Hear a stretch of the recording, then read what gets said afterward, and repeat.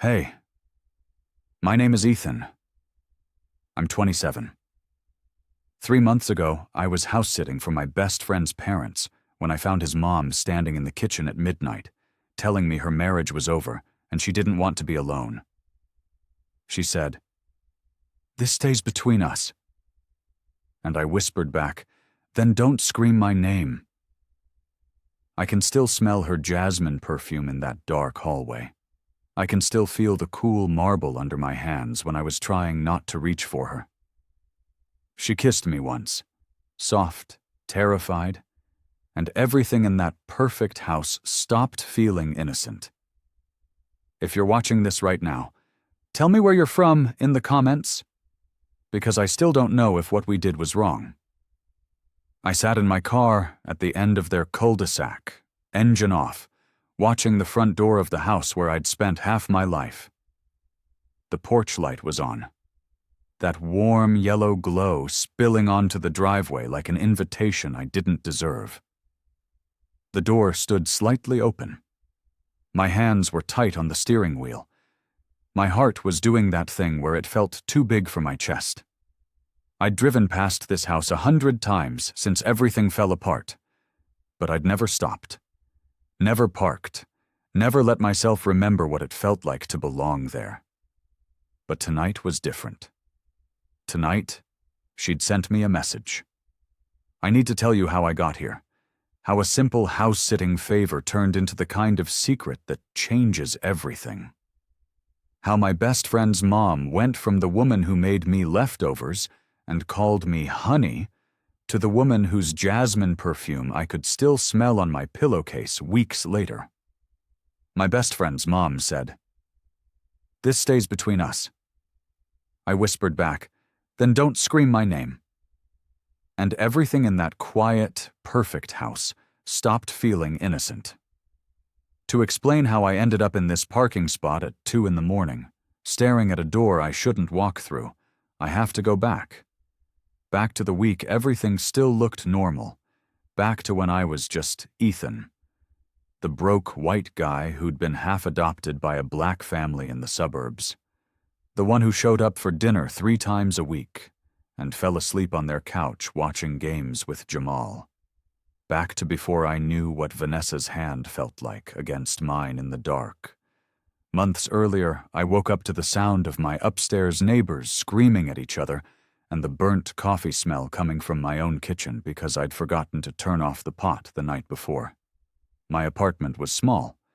1 bedroom, thin walls, second-hand furniture that didn't quite match.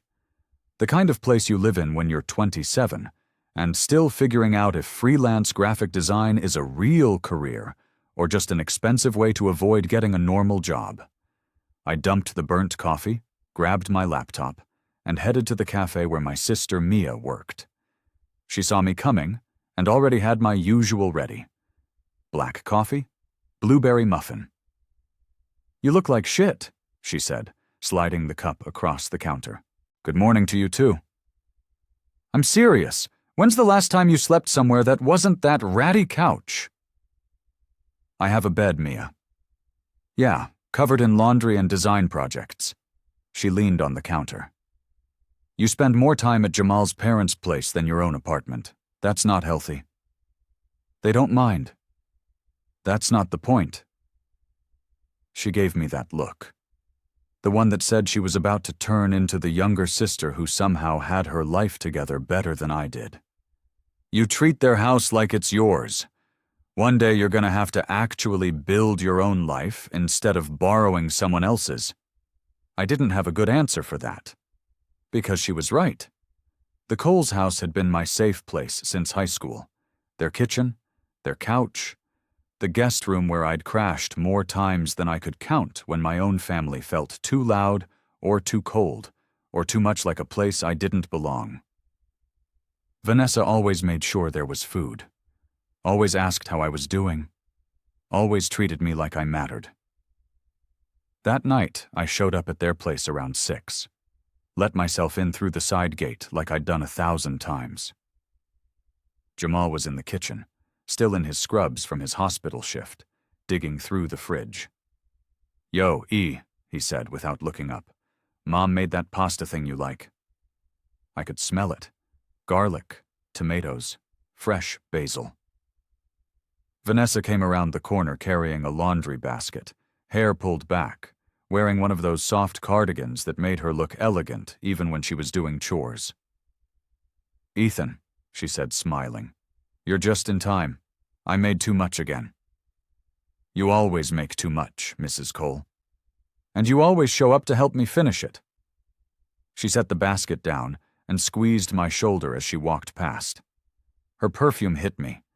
Jasmine and sandalwood, the same scent that had been in that house for as long as I could remember. Marcus came in a few minutes later, phone pressed to his ear, barely acknowledging anyone. He was always working, always traveling, always on a call that was more important than whatever was happening in the room. We ate dinner at the big marble island. Jamal and I talked about a game we wanted to catch this weekend. Vanessa asked about my latest design project. Marcus grunted responses between bites and emails. It felt normal. It felt like family. After dinner, Jamal and I went out to the back patio with beers. The yard was perfect, the kind of yard you see in magazines. Pool, stone fire pit, string lights. "So, my parents are taking an anniversary trip next week," Jamal said, stretching out in one of the deck chairs. "That's nice." "Yeah, Marcus finally committed to something that doesn't involve a conference call." He laughed. "Anyway, they're gonna be gone for like 10 days. You want a house sit? Use the office? Get some work done in a quiet space?" I looked back through the glass doors into the kitchen. Vanessa was cleaning up, moving with that calm efficiency she always had.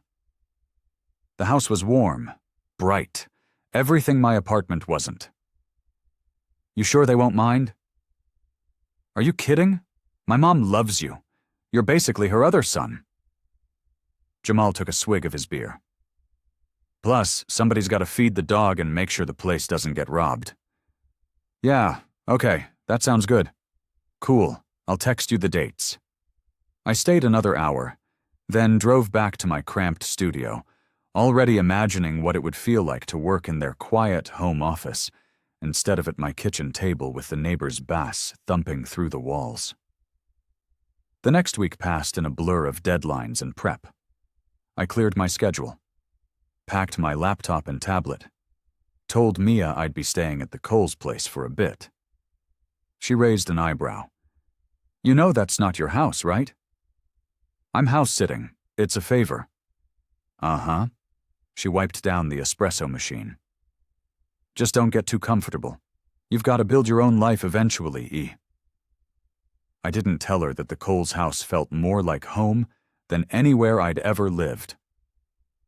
On Friday night, I stood in my apartment with my duffel bag packed, staring at a photo on my phone.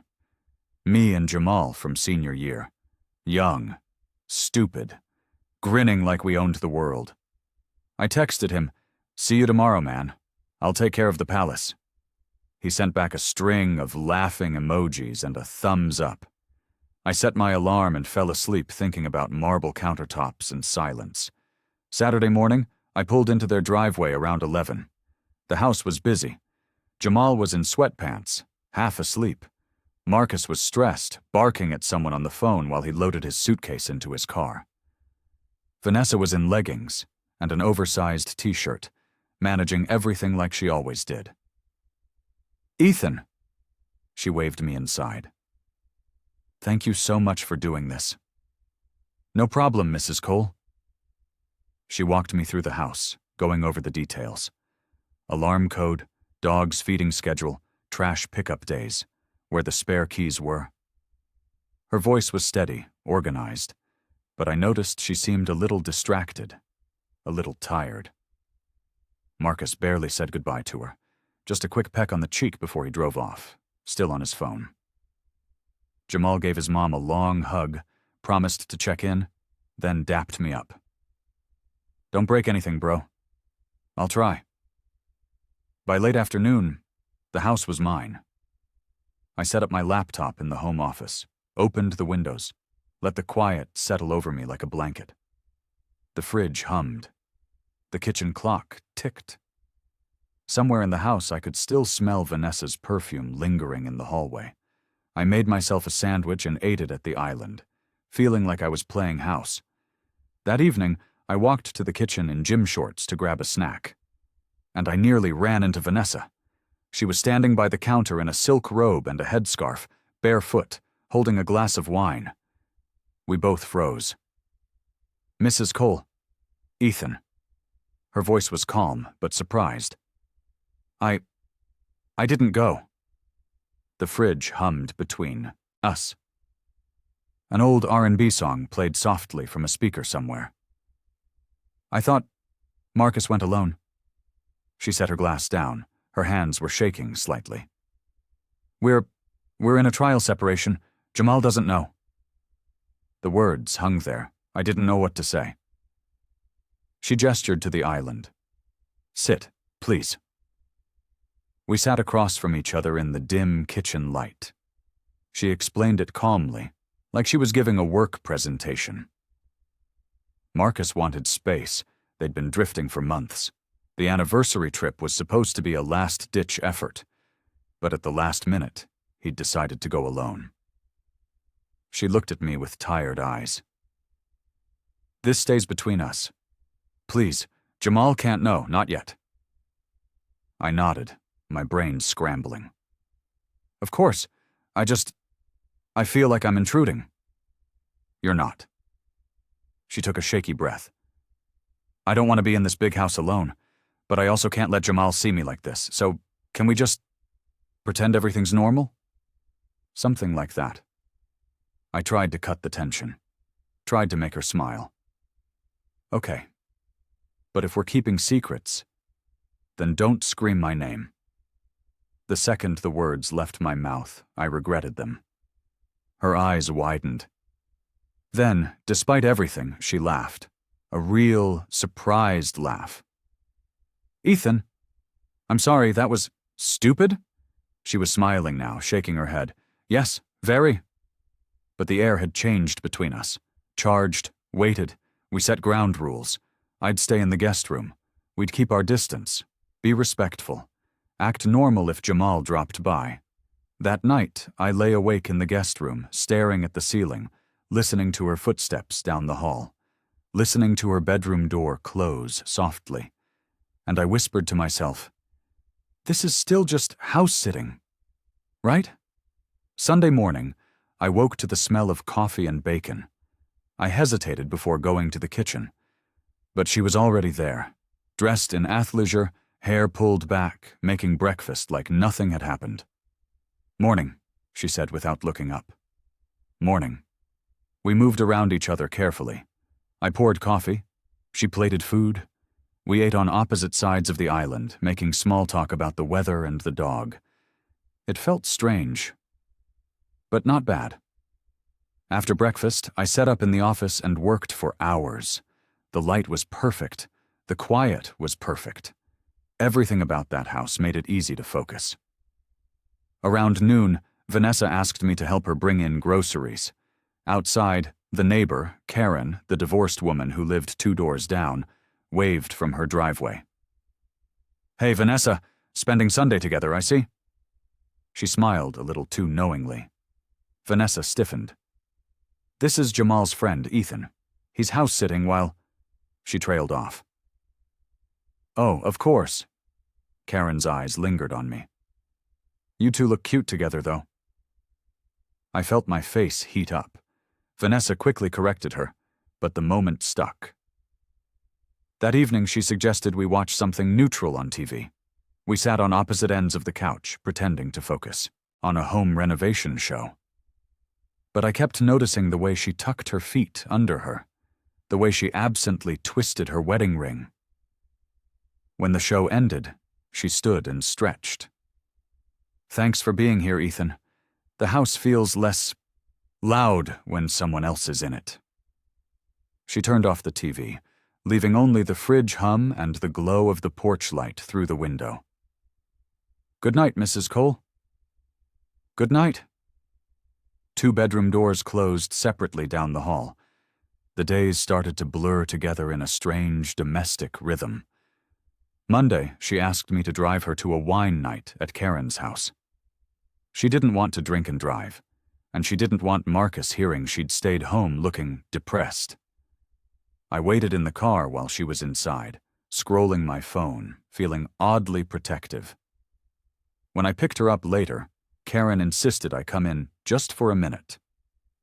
The living room was full of women in expensive athleisure, sipping white wine, laughing about HOA drama.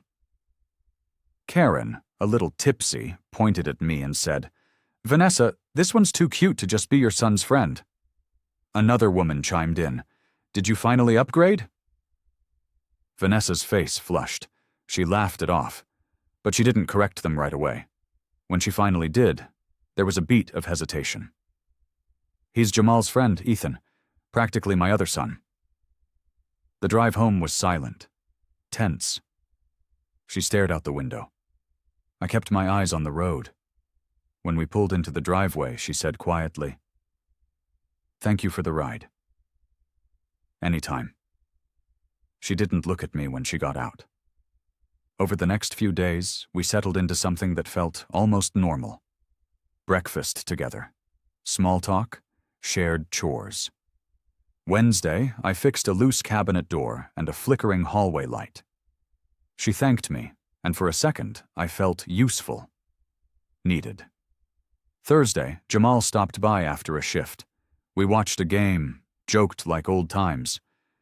Vanessa played the part of the happy mom, laughing at our stupid jokes, bringing us snacks. But I could see the strain in her smile. When Jamal left, the house felt heavier. That night, we ended up at the island together, eating leftover takeout. The conversation drifted to music, childhoods, how different our upbringings were. "You grew up with so much," I said. "This house, stability." "It's not always what it looks like." She swirled her wine. "Sometimes the big house just makes you feel smaller." I didn't know what to say to that. Friday, I volunteered to do some yard work. Karen appeared at the fence almost immediately, asking about Marcus's trip. I deflected with half-truths, but I could feel her watching. That night, Vanessa came home late from a grocery run. She walked past me in the kitchen, set down the bags, then paused. "If the porch light's on after I'm inside," she said quietly, "it means I'm still awake. If you need anything." I looked at her. Really looked at her. Tired eyes.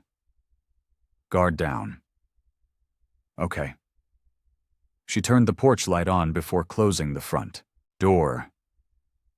And I sat in the dark living room for a long time, staring at that yellow glow, understanding it was a signal. Saturday night, a storm rolled in. I was working in the office when I heard Marcus's voice on speakerphone from the living room. He was yelling. Not loudly, but sharp. Cold. "You're being inflexible, Vanessa. This makes me look bad. People are asking why I'm here alone." "Maybe you should have thought about that before you left."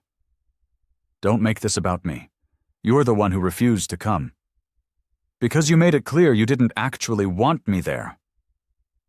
The argument escalated. His voice got harsher. Hers got quieter, which somehow felt worse. Then I heard the call end abruptly. Silence. I waited a few minutes, then went looking for her. I found her in the pantry, sitting on the floor between shelves of canned goods, breathing fast, trying not to cry. "Mrs. Cole, I'm fine." But her voice cracked. I sat down next to her, shoulder to shoulder, not touching at first. The storm rumbled outside. The pantry was dark except for a sliver of light from the hallway. "My parents barely talked," I said quietly. "When I was a kid, they'd just exist in the same house. I used to think your family was perfect. The way you all laughed at dinner, the way you made everything look easy." She let out a bitter laugh. "Perfect." "I know. I'm starting to see that." We sat there as the storm raged. Our breathing synced, my shoulder against hers, her perfume, the faint hum of the house around us. "Thank you," she whispered, "for sitting with me. Anytime." Eventually she stood, wiped her face, touched my forearm briefly. "This doesn't leave this room." "Never." She left the pantry, and I stayed there a few more minutes, palm pressed against the cool tile floor, heart pounding. Sunday morning, she was quieter but composed. We moved through the day carefully. I did yard work. She caught up on emails. We were trying to act normal, but something had shifted. That afternoon, an old R&B song came on the speakers. A song I remembered from high school, from nights at this house when life felt simple. "I can't believe you still have this playlist," I said. She smiled. "Some things don't change." We started reminiscing. Block parties, graduations, the time Jamal and I tried to fix his car and made it worse. "You know you're in half our photos, right?" she said suddenly. "What?" She led me to the dining room and opened a drawer in the sideboard. Inside were stacks of family photos, birthdays, cookouts, holidays, and in so many of them, there I was, in the background, carrying chairs, holding a plate, laughing with Jamal. "I always worried you'd just disappear one day," she said softly. "You never seemed to have roots anywhere. I wanted to make sure someone noticed you were here." I stared at the photos, at her handwriting on the backs, dates, notes. "I noticed you too," I said before I could stop myself. She looked up at me. The dining room was dim. The air between us felt heavy. That night, we ended up on opposite ends of the couch again, watching an old R&B concert on TV.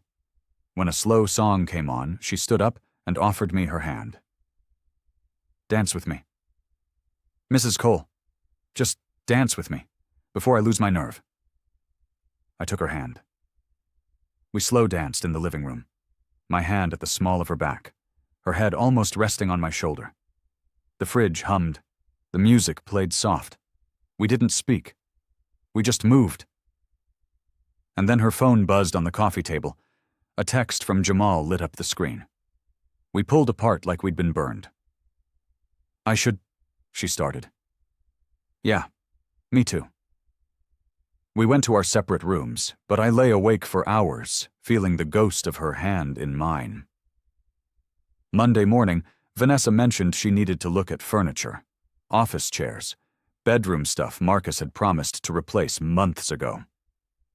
"I hate going to stores alone," she said. "Salespeople swarm me. You're good with design. Want to come?" It felt like a test, or an excuse, or both. "Sure." The furniture store was massive. A salesperson descended on us immediately, assuming we were together. "Shopping for your home?" Vanessa hesitated for just a second. Then she said, "Yes." I didn't correct her. We wandered through staged living rooms and bedrooms. She asked my opinion on fabrics, colors, layouts. I made suggestions, cracked jokes. We imagined how her house could feel if it was just hers, not Marcus's. Not the perfect family image. In one of the bedroom showrooms, we stood too close by the edge of a bed. Our hands brushed. We both stepped back, laughing nervously. We left without buying anything. But it felt like we'd shared a secret. Outside, drizzle started. We walked quickly to the car. Across the parking lot, I saw Karen loading bags into her trunk. She looked up, saw us, lifted her phone. I pretended not to notice. That evening, my phone buzzed. A text from Mia. "How's house sitting?" "Fine," I replied. "Quiet." "You're lying," she wrote back. "I can always tell." I didn't respond. In the next room, Vanessa's phone lit up with a message notification. She stared at it for a long time. Then she set it face down on her nightstand and turned off the light. "Tuesday," Marcus called. I heard it from the office, his voice sharp through the speakerphone. Why is Karen sending me pictures of you and Ethan at a furniture store? My stomach dropped. We were just what, Vanessa? You're making this look messy. People are talking. Maybe if you'd actually been here. Don't turn this on me. I'm the one out here working. You're the one parading around with Jamal's friend. That's all he is. That's not what it looks like. The call ended badly. That night, the house felt like it was holding its breath. I found Vanessa in the kitchen around midnight, standing in the dark, staring out the window. I'm sorry, I said. It's not your fault. I shouldn't have gone with you. I asked you to. She turned to face me. You didn't do anything wrong. Then why does it feel like I did? She stepped closer. The hallway light behind her made her a silhouette. Because we both know what this looks like, she said quietly. And we both know we're lying when we say it's nothing. My heart was pounding. Mrs. Cole, Vanessa, just call me Vanessa, at least when it's just us. Vanessa. She searched my eyes. Her hands were shaking. I don't remember the last time someone looked at me the way you did today, at the store, when I tried on that jacket, like I was still a person, not just a mom, not just Marcus's wife. You are, I said. You're... And then she kissed me. Soft, terrified, brief, just a brush of lips in the dark hallway between the kitchen and the bedrooms. I kissed her back for a heartbeat. Then her phone buzzed in her pocket. A text from Jamal.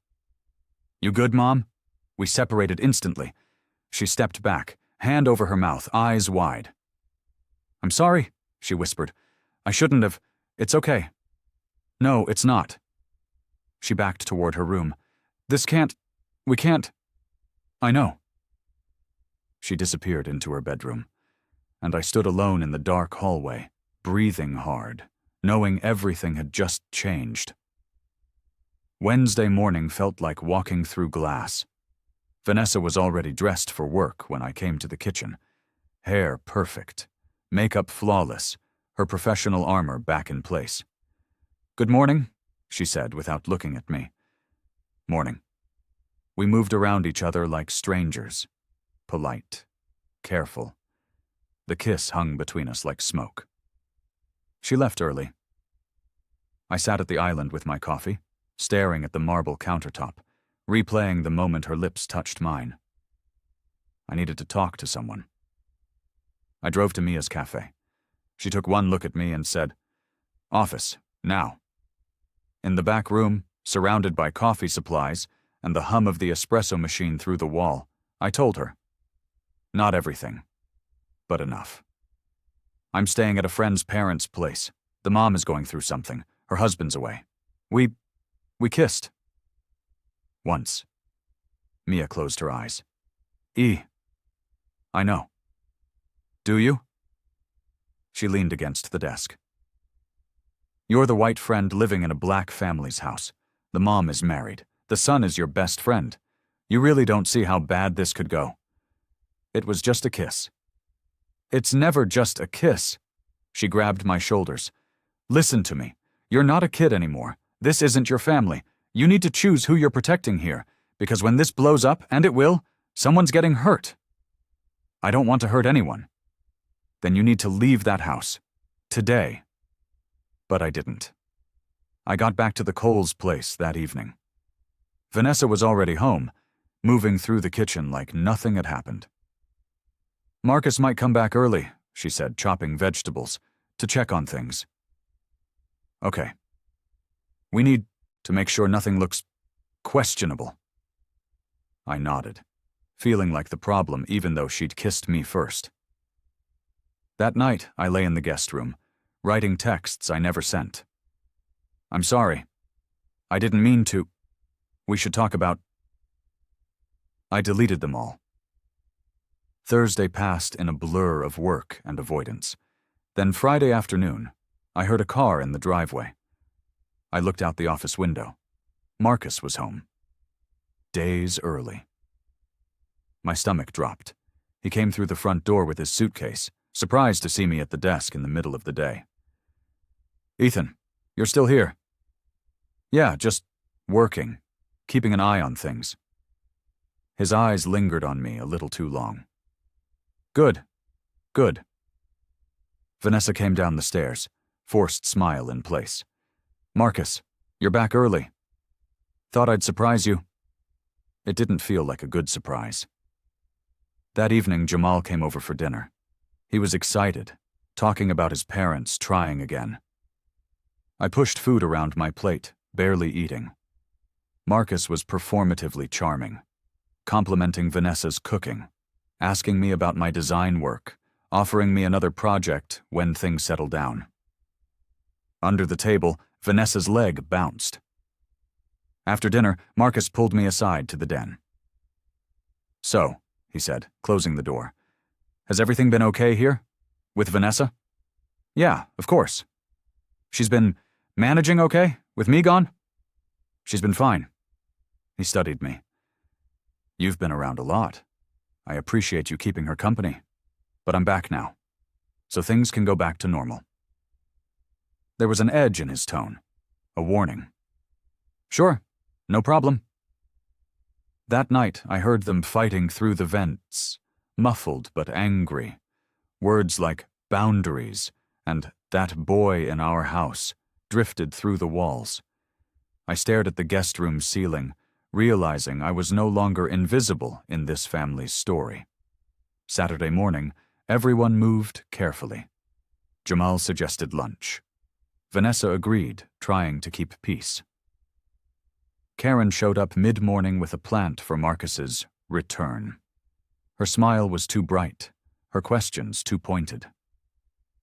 I saw Vanessa and Ethan at the furniture store last week, she said casually. You two looked cozy. Marcus's jaw tightened. Later that afternoon, in the living room, he confronted Vanessa. I heard it from the hallway. Karen sent me a photo, you and Ethan, laughing, getting into the same car. It was just shopping, Marcus. He was helping me. Helping you? While I'm gone, you're parading around town with him? You left. I needed help. He's Jamal's friend. He's living in our house, alone with you. That evening, Marcus called Jamal over. I wasn't invited to the conversation. I heard snatches through the door. Marcus asking if Jamal had noticed anything off between me and his mother. Jamal defending me, confused but starting to doubt. When Jamal left, his hug was cooler. You good, man? Yeah, I'm good. But I wasn't. Sunday felt like the air before a tornado. Late morning, Marcus gathered everyone in the living room. Vanessa, Jamal, me. He sat in the armchair like it was a throne, his phone in his hand. We need to talk about boundaries, he said. He pulled up the photo. Karen's picture of me and Vanessa at the furniture store. Our heads close, laughing. What is this? He asked, voice cold. It's shopping, Vanessa said. I already told you. It looks like more than shopping. He turned to me. Ethan, you want to explain why you're spending so much time with my wife? I was helping, that's all. Is it? He leaned forward. Because from where I'm sitting, it looks like you've gotten a little too comfortable in my house, with my family. Jamal was staring at me, hurt and confused. Dad, come on. Ethan's not… Did you kiss her? The room went silent. My heart stopped. Vanessa's face went pale. Did you? Marcus pressed. I couldn't lie, not with Jamal sitting right there. Once, I said quietly. Just once. It was a mistake. Jamal stood up. What? Jamal, Vanessa started. You kissed my mom? His voice cracked. You kissed my mom? It wasn't like that. Then what was it like, Ethan? Explain it to me. I couldn't. Vanessa stood, voice shaking. It was my fault. I was upset about Marcus leaving. Ethan was just… there. He tried to comfort me, and I crossed a line. He tried to stop me. It was a lie. A partial lie. She was rewriting it to protect herself. To protect Jamal. making me the problem instead of us being the problem together. Marcus pointed at the door. "Get out. Pack your shit and get out of my house." "Marcus," Vanessa tried. "No, he's done here. Jamal vouched for him, brought him into this family, and this is how he repays us?" Jamal wouldn't look at me. His hands were shaking. "I'm sorry," I said. "I never meant—" "Just go," Jamal said quietly. I packed my bag in the guest room, hands shaking, vision blurred. I heard Vanessa walk past the door. She paused, didn't come in. But when I zipped up my duffel, I found something inside that hadn't been there before. The coffee mug, the one she always served me in. She'd slipped it in without a word. I took one last look at the hallway, at the kitchen with its marble counters and warm light. Then I stepped out the front door into the dark. My apartment felt smaller than I remembered. I unpacked slowly, putting everything back where it belonged. The mug sat on my kitchen counter, navy blue with a chip on the rim. I texted Jamal. "I'm sorry. I know that doesn't mean much, but I'm here when you're ready to talk." He replied hours later. "Need space. I'll hit you when I'm ready." Mia came over with takeout. I told her everything this time, the separation, the kiss, the confrontation. Vanessa throwing me under the bus to protect herself and Jamal. "She did what she had to do," Mia said. "You get that, right? She chose her son over you. That's what mothers do." "I know." "Do you?" I stared at the mug on my counter. "Yeah, I do." Over the next few days, I buried myself in work, took on new projects, avoided the Coles neighborhood, but late at night, I'd open Instagram and see glimpses of their life continuing without me. A family dinner. Vanessa smiling tightly, Marcus's arm around her. The caption, "Grateful for family." I closed the app and lay awake, listening to my neighbor's TV through the thin walls. A week after I moved out, Marcus's company sent me a payment for design work. The email was formal, transactional.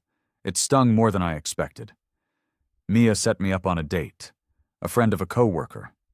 Nice woman, pretty laugh. But I spent the whole night comparing her perfume to jasmine and sandalwood. I cut it short, claiming early work. She texted me later. "If you're not over someone, that's okay. But don't waste my time." She was right. I started driving past the Coles neighborhood, on my way back from errands. Never turning in, just passing by, checking. The porch light was always off. 2 weeks after I left, Jamal texted. "Grabbing drinks with the guys tonight. You coming or you still hiding? An olive branch." I met them at a bar. The group was loud, joking, normal. Jamal acted mostly fine, but there was a strain underneath. Later, at the bar, just the two of us, he said, "My parents are in counseling. It's complicated." "I'm glad they're trying." "Yeah." He took a drink. "You were like family, man. That's why this sucks so much." "I know. I'm sorry. I get that you didn't mean for it to happen. I can't look at you the same right now." "I understand." Later, a woman from the bar flirted with me. We talked, laughed, kissed outside in the parking lot. But when she suggested going back to her place, I pulled away. "I'm sorry, I'm not really here." She left annoyed.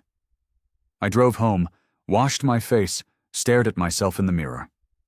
No one felt right because I was still mentally standing in Vanessa's kitchen at midnight, her perfume in the air, the fridge humming between us. Another week passed. I saw Jamal's Instagram story on a Saturday afternoon.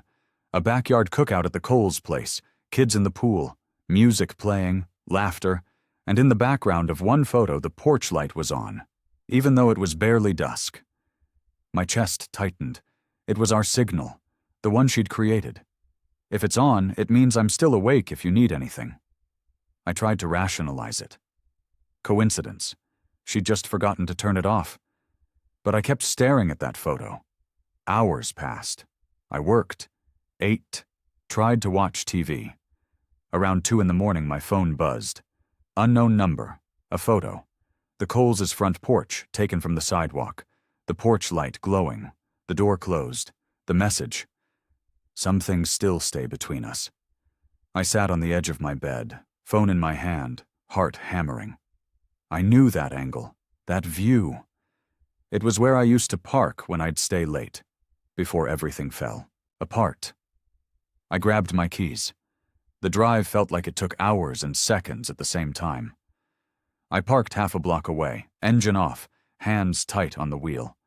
The house was mostly dark. A TV flickering in the living room. Marcus's shoes by the door. Movement inside. Shadows passing behind curtains. The porch light was on. I sat there, replaying everything.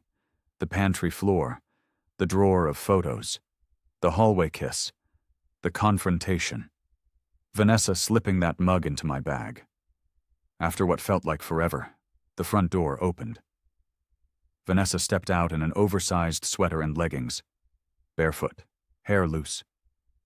She looked toward my car. Our eyes met across the distance. She didn't wave, didn't smile. She just turned, left the front door cracked open a few inches, and disappeared back inside. The porch light stayed on. I got out of the car slowly. My legs felt unsteady. I walked only as far as the low stone wall at the edge of their yard. Sat down on it. The rough stone under my fingers. The night air cold. The cracked door like a question I couldn't answer. I could see silhouettes moving inside. Hear the faint sound of the TV. Smell the chlorine from the pool and cut grass from the yard. All the sensory details that had once meant home. Another text came through. Same unknown number. A photo of a navy scarf, hers, hanging on an inside doorknob, visible through the crack in the door. The message. I remember too. But we can't go back. I stared at that cracked door for a long time, thinking about Jamal, about Marcus, about what it would mean to cross that threshold. A light flicked on in Karen's house 2 doors down. I ducked slightly, realizing how exposed I was. The sky started to pale at the edges. Dawn coming. I stood up, pocketed my phone, and walked back to my car. I took one last look at the porch light before I drove away. Sunday afternoon, Jamal texted. Game at my parents' later. You coming or are you still being weird? He didn't know about the 2 a.m. texts, the porch light, the cracked door. I hesitated. Then, yeah, I'll be there. That afternoon, I pulled into their driveway in full daylight. The porch light was off. The door firmly closed. Marcus answered, giving me a firm handshake. Ethan, good to see you. We should talk about that new project I mentioned. Like everything was professional now. Transactional. Jamal dapped me up, the tension between us easing slightly. About time, man. Vanessa moved through the kitchen, polite and efficient, bringing snacks, refilling drinks, playing the perfect hostess. Our eyes met once, briefly, charged. Then she looked away. We settled in to watch the game. Marcus made commentary about players' contracts. Jamal shouted at the TV. I half paid attention, hyper-aware of Vanessa in the next room. During a commercial break, I helped her carry dishes to the sink. In the quiet of the kitchen, with the game blaring in the next room, she said softly, Thank you for coming. It's easier for him when you're here. What about you? She gave a tiny, sad smile. I'm learning what I can live with. No talk of leaving Marcus, no promises, just acceptance. Jamal yelled from the living room. Yo, you guys watching or what? We returned to our places. After the game, I said my goodbyes at the door. Marcus nodded. Jamal hugged me, warmer this time. Don't be a stranger. I won't. Jamal ran ahead to his car to grab something. For a few seconds, Vanessa and I were alone in the doorway. The front door stood open. Just a little. Like always. Some doors don't really close, she said quietly. Do they? No, I said. They don't. I stepped back onto the porch. She didn't follow. I walked down the path toward my car, the afternoon sun warm on my shoulders. At my car, I glanced back one more time. The front door was still open, just an inch. The porch light off. But the gesture was the same, never fully shut. Later that night, I made coffee in my apartment, used the navy mug with the chip on the rim, sat at my small kitchen table, laptop open, pretending to work. My phone buzzed. Unknown number. No photo this time. Just text. Some nights the porch light will be on, some nights it won't. But the door stays like this. I stared at the message for a long time. Then I typed back, I know. 3 dots appeared, then disappeared, then appeared again.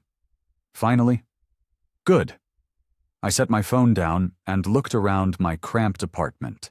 Thin walls, secondhand furniture, the faint smell of someone else's cooking drifting through the vents. But on my counter sat a mug that didn't belong to me. In my phone was a number I shouldn't have. And in my chest was a feeling I couldn't name. Something between loss and possibility. Between ending and not quite ending. Some secrets don't die. They just learn to live in the spaces between words. In cracked doors and glowing porch lights. In coffee mugs passed across marble counters when no one else is looking. Some doors never really close. We just learn how quietly we're willing to walk past them. And some nights, when the house is dark and the world is asleep, and the weight of what we almost had feels too heavy to carry alone, some nights that porch light flicks on, and I sit in my car half a block away, watching, not going in, not leaving, just existing in that thin space between what was and what still might be. The door stays cracked, the light stays on, and I stay close enough to see it, but not close enough to cross. Because some things, the most dangerous things, are the ones we never finish, the ones that stay barely, impossibly, dangerously open. If it stayed between you, would you still go back?